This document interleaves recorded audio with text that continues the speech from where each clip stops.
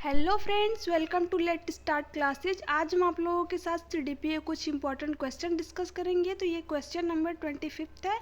इसके पहले हम 24 क्वेश्चन अपनी यूट्यूब चैनल पे करा चुके हैं। अगर आपने वो वीडियो नहीं देखी तो देख लीजिए। तो आज का हमारा क्वेश्चन है, डिस्लेक्सिया मुख्य रूप से किस समस्या से संबंधित है? तो ये पढ़ने संबंधी समस्या से संबंधित होती है। डिस्थीमिया है तो डिस्थीमिया गंभीर तनाव की अवस्था होती है। गणित को समझने की असक्तता है तो ये डिस्कैलकुलिया होता है। इसमें गणना संबंधी कठिनाई का सामना करना पड़ता है।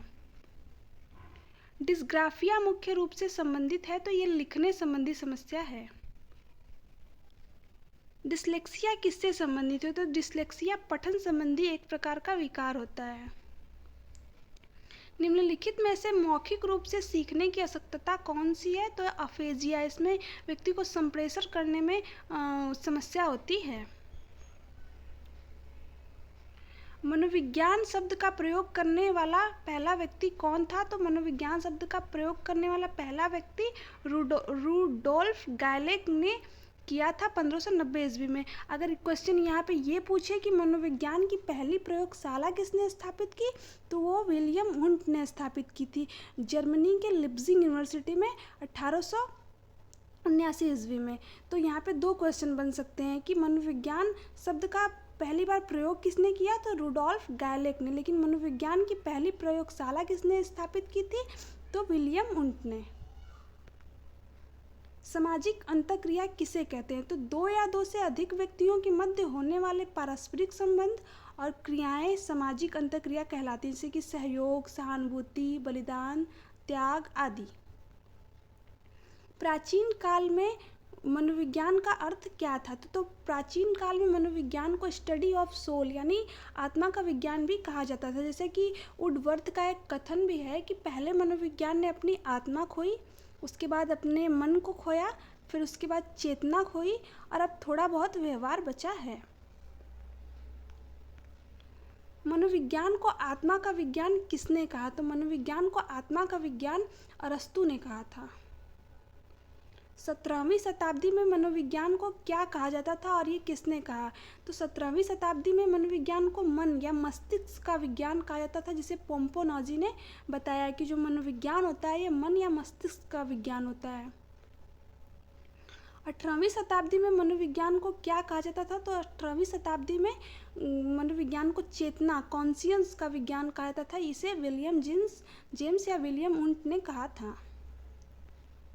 20वीं शताब्दी में मनोविज्ञान को क्या कहा जाता है? तो 20वीं शताब्दी में मनोविज्ञान को व्यवहार का विज्ञान कहा जाता है, जो कि जेबी वॉटसन ने कहा है। क्योंकि जेबी वॉटसन कहते हैं कि ना तो हमें आत्मा दिखती है और ना ही हमें मन दिखता है और ना ही चेतना, जो कुछ भी है वो हमारा व्यवहार ही है। तो इसलिए इन्होंने मनोविज्ञान को व्यवहार का विज्ञान माना। शिक्षा मनोविज्ञान की पहली पुस्तक किसने लिखी थी, कब लिखी थी? तो शिक्षा मनोविज्ञान की पहली पुस्तक थॉर्नडाइक ने 1903 ईस्वी में लिखी थी, जिन्होंने स्टिमुलस रिस्पॉन्स का सिद्धांत भी दिया। शिक्षा का अधिकार अधिनियम कब बना? तो शिक्षा का अधिकार अधिनियम 2009 में बना। शिक्षा का अधिकार अधिनियम लागू कब हुआ? तो ये शिक्षा का अधिकार अधिनियम 1 अप्रैल 2010 को लागू हुआ। ये बना तो 2009 में, लेकिन लागू हुआ 1 अप्रैल 2010 को।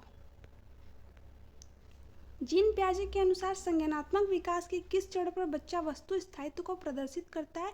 तो ये पियाजे की सेकेंड स्टेज यानी कि प्री ऑपरेशनल स्टेज, पूर्व संक्रियात्मक अवस्था में, जिसकी आयु 2 से 7 वर्ष होती है, उसके अंतर्गत बच्चे के अंदर वस्तु स्थायित्व को प्रदर्शित करने लगता है। कोहलबर्ग के अनुसार शिक्षक बच्चों में नैतिक मूल्यों का विकास कर सकता है। तो वो नैतिक मुद्दों पर आधारित चर्चाओं में उन्हें शामिल करके उनके अंदर नैतिक मूल्यों का विकास कर सकता है। जीन पियाजे ने अधिगम के संज्ञानात्मक सिद्धांत के अनुसार वह प्रक्रिया जिसके द्वारा संज्ञानात्मक रचना को संशोधित किया जाता है वह कहलाती है तो समावेशन या असिमिलेशन इसको कहते हैं। विकास कौन सी अवस्था से शुरू होता है? तो जैसे कि जो विकास होता है ये एक कॉन्टिन्यूअस यानी कि एक सतत प्रक्रिया है। ये जब हमारा जन्म नहीं हुआ होता है उससे पहले से शुरू होकर हमारे जब तक मृत्यु नहीं होती तब तक चलता है, यानी कि उम्र टू टुम्र चलने वाली ये प्रक्रिया है। तो ये प्रसव पूर्ण अवस्था यानी जन्म से पहले की अवस्था से प्रारंभ होता है और जब तक मृत्यु नहीं होती है तब तक चलता रहता है। सबसे अधिक गहन और जटिल सामाजिकरण कौन सी अवस्था में होता है? तो किशोरावस्था के दौरान होता है, जैसा कि किलपेट्रिक ने इसे जीवन का सबसे कठिन काल भी कहा है। खेल शिक्षण विधि के प्रतिपादक कौन है? तो इसके प्रतिपादक फ्रोबेल है। जीन प्याजे की कौन सी अवस्था का संबंध अमूर्त एवं तार्किक चिंतन से होता है? तो ये अमूर्त संक्रियात्मक अवस्था यानी कि फॉर्मल ऑपरेशनल स्टेज में। बाल मनोविज्ञान का केंद्र बिंदु कौन होता है? तो बाल मनोविज्ञान का केंद्र बिंदु बालक होता है। बच्चों के विकास से संबंधित निर्माण एवं खोज का सिद्धांत किसने दिया था? तो ये जीन प्याजे ने दिया था। जीन प्याजे के अनुसार कितने वर्ष तक की आयु तक बच्चों में संज्ञानात्मक परिपक्वता का अभाव पाया जाता है? तो ये 6 वर्ष की आयु तक बच्चों में संज्ञानात्मक परिपक्वता का अभाव पाया जाता है। तो हे फ्रेंड्स, ये थे आज के कुछ इंपॉर्टेंट क्वेश्चन। अगर वीडियो अच्छी लगी तो चैनल को सब्सक्राइब कीजिए, वीडियो को लाइक एंड शेयर कीजिए। Thanks for watching me.